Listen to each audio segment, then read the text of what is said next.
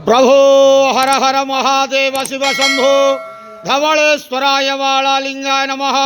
दीपं यदि परम ब्रह्म दीपं यदि जनार्दनः दीपाहरत मे पाप पूजा दीप नमस्तुते।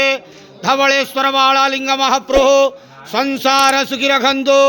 आज माघ मासर शुभ सोमवार रे समस्त श्रद्धालु भक्त मानक आशीर्वाद करंतु। मनस्कामना पूर्ण करंतु। कर्म क्षेत्रोन्नति करंतु। ग्रहरिष्ठ खंडन करंतु। जगतर मंगल करंतु। विश्वर कल्याण करंतु। आपणकर नाम विख्यात करंतु। सेवकर डाक श्रवण करंतु।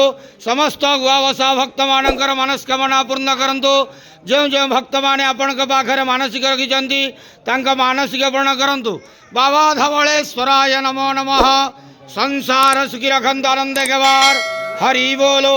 आज शुभ सोमवार रे समस्त श्रद्धालु भक्त मानक आशीर्वाद करंत आनंद गवार हरि बोलो। बाबा धवलेश्वराय नमो नमः।